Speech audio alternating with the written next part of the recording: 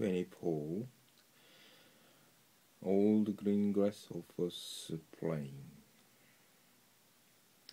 Concert time. In the sky, the giant fishes is up on the high sky, and the happy insects enjoy themselves. And first, the grasshopper played played music with his leg and wings. Actually, leg and wings and harmonizes and make sound and playing. It looked like a violin. But James was happy to hear the grasshoppers playing, and all other insects enjoyed listening to music. Especially ladybug fascinated the music, and grasshopper could use his legs and then look like a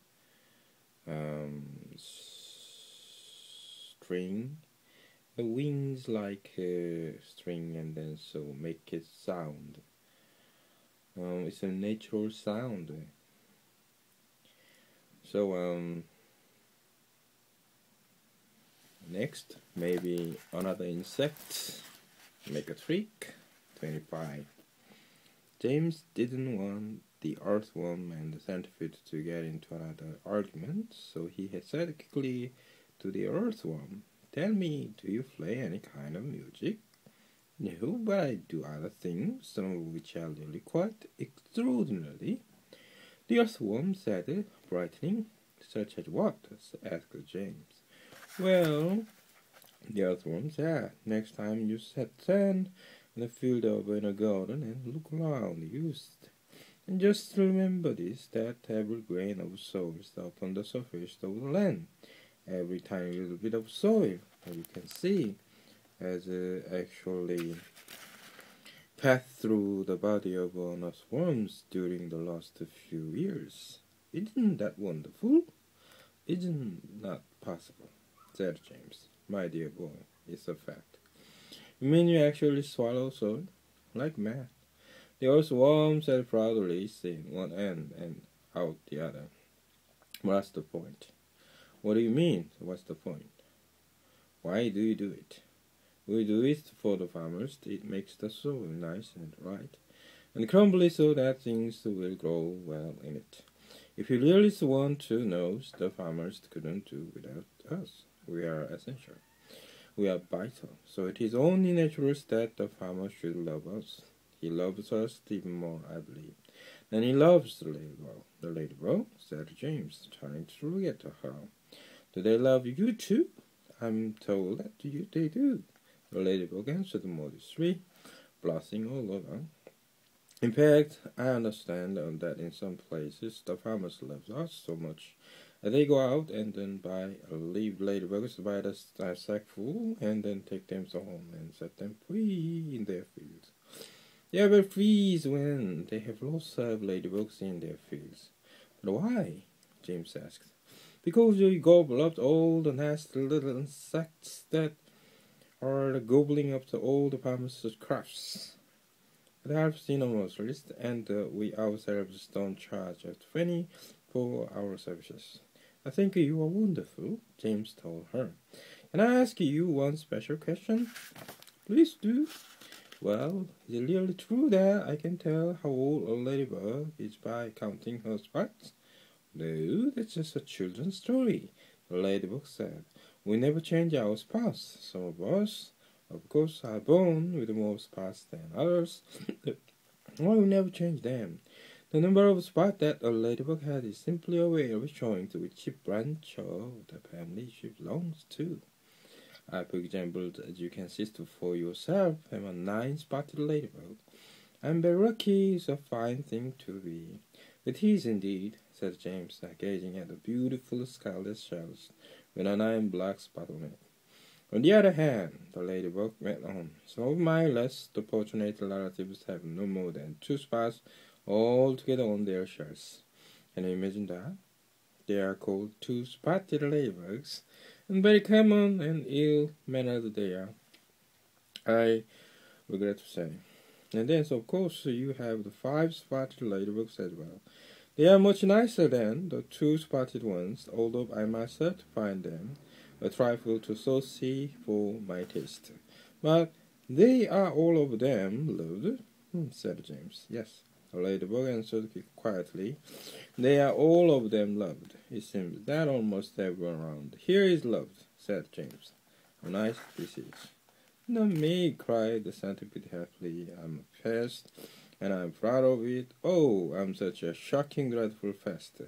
"Here, here, here," the earthworm said. "But what about news, Miss Spider?" asked James. "Aren't you all so much loved in the world?" "Oh, so no." Miss Spider answered, singing long and loud. "I'm not loved at all, and yet I do nothing but good. All day long I catch flies and mosquitoes in my webs. I'm a decent person." "I know you are," said James. "It is very unfair the way we Spider are treated." Miss Spider went on. "Why, only last week your own horrible Aunt Sponge flushed my poor dear father down the plunge hole in the bathtub." "Oh, how awful!" cried James. "I watched the whole thing from the corner of the shillings," the Spider murmured. "It was ghastly. We never saw him again." A large tear slowed down her cheek and fell with a splash on the floor. "But is it not very unlucky to kill a spider?" James inquired, looking around at the others. "Of course it's unlucky to kill a spider," shouted the centipede. "It's about the unluckiest thing anyone can do. Look what happened to Aunt Sponge after she done that. Bump! We all felt it, didn't we? As the peachy went over her. Oh, what a lovely bump that must have been for you, Miss Spider." "It was very satisfactory," Miss Spider answered. "Will you sing us songs about it, please?" So the centipede did. And Sponge was terrifically fat and tremendously probably that's how tummy and waist were as soggy as fast. It was worse on the place to where she sat. So she said, "I must make myself fat. I must make myself sleek as a cat. I shall do without dinner to make myself thinner."